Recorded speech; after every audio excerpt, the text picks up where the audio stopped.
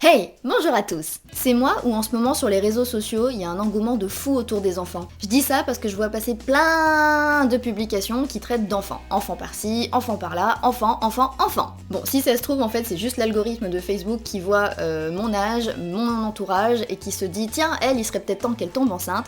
Parce que si vous le saviez pas, oui, effectivement, les réseaux sociaux, ça sait tout faire, ça sait même vous faire tomber amoureux en vous faisant penser que c'est grâce à vous. Si ça vous intéresse, je vous mets le lien d'une petite vidéo qui part de ça en barre d'infos. Donc aujourd'hui, je me prends au jeu et je viens vous parler d'enfants. Parce que oui, quand on est parent et que bébé arrive, eh ben y a pas de notice avec. Heureusement, vous avez des médecins et des sages-femmes qui sont là pour vous aider. Vous avez aussi internet et son lot de conneries. Moi en tout cas, j'espère sortir de ce lot et venir aujourd'hui pour vous apporter des informations utiles. Tout d'abord, bébé, il naît sans dents. Jusque là, tout va bien. Les biberons, la compote. Puis, la nature fait bien les choses, à partir de 6 mois, il commence à avoir des dents. Et c'est là que j'interviens. Parce que oui, il y a des choses à savoir sur les dents des bébés. D'abord, il va y avoir un moment où bébé il va commencer à pleurer et avoir envie de mastiquer plein de trucs. C'est normal, il fait ses dents. Quand ça arrive, allez en pharmacie, vous allez voir que ça va être votre caverne d'Ali Baba.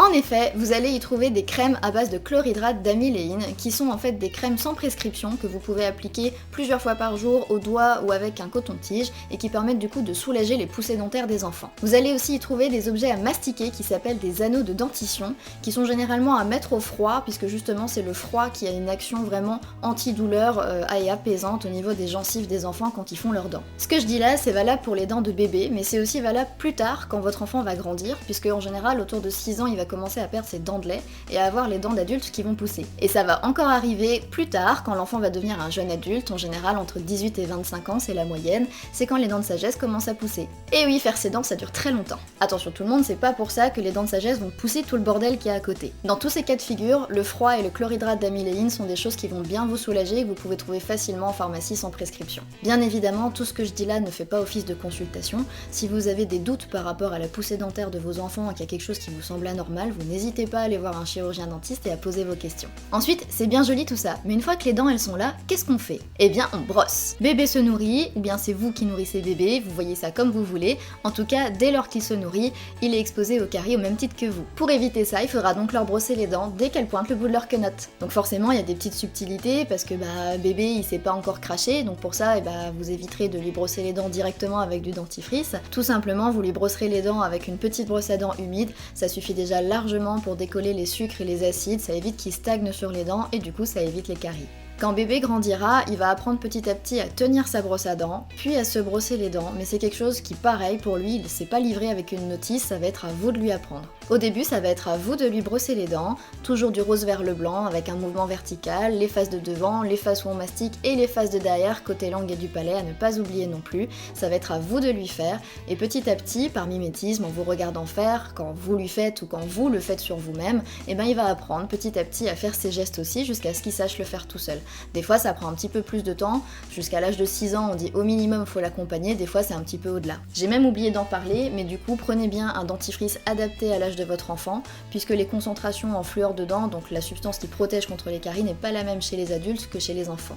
Enfin, on l'a dit, bébé fait ses dents, bébé a des dents de lait, les dents poussent, les dents tombent, et puis on a de nouveau les dents d'adulte qui arrivent derrière. Dans toute cette vie dentaire, ça va être super important de consulter un chirurgien dentiste dès le plus jeune âge de votre enfant. La CPAM recommande pour ça de faire un bilan bucco-dentaire dès l'âge de 3 ans, et en réalité, toutes les sociétés savantes, toutes les publications scientifiques que vous pouvez trouver conseillent même d'aller consulter un dentiste dès l'âge de 1 an. Ça permettra de rectifier le tir si on voit des habitudes qui sont tout de suite mal prises, ça permettra de discuter avec vous de comment faire pour apprendre à votre enfant à se brosser les dents, comment lui nettoyer les dents quand il ne peut pas encore le faire, et ça permet justement de voir s'il y a déjà un problème, de pouvoir tout de suite rectifier le coche. Donc plus il vient tôt, plus c'est facile pour lui et pour nous, puisqu'on est dans un contexte plutôt sympa, voire préventif, et que du coup ça va être beaucoup plus sympa de le voir dans ce contexte-là, plutôt que d'attendre qu'il ait 8 ans passés, qu'il vienne avec une chic comme ça parce qu'il a des caries partout et qu'on n'ait rien pu faire avant. Et faut bien avoir en tête que c'est pas parce que c'est des dents de lait qui vont tomber qu'il faut pas en prendre soin.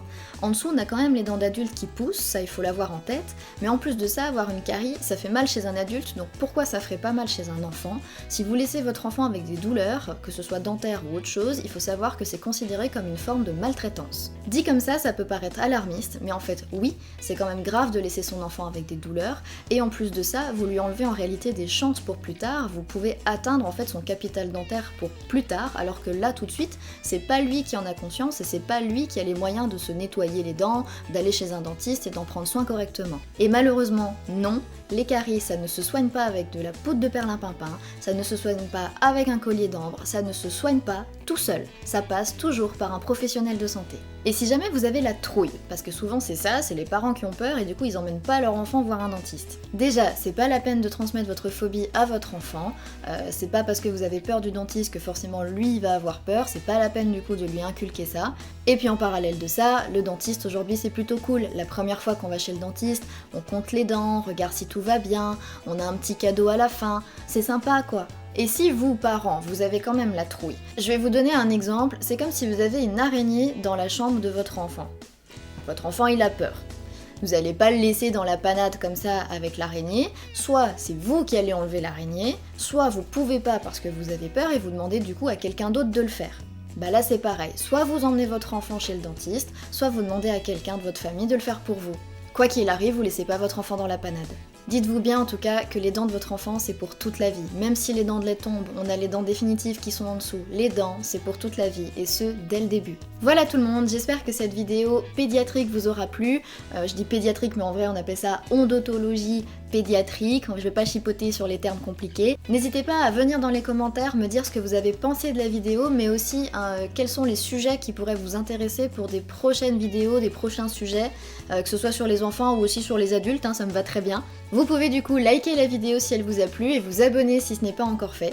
En attendant la prochaine vidéo, je vous dis prenez soin de vous, croquez la vie à pleines dents et à bientôt.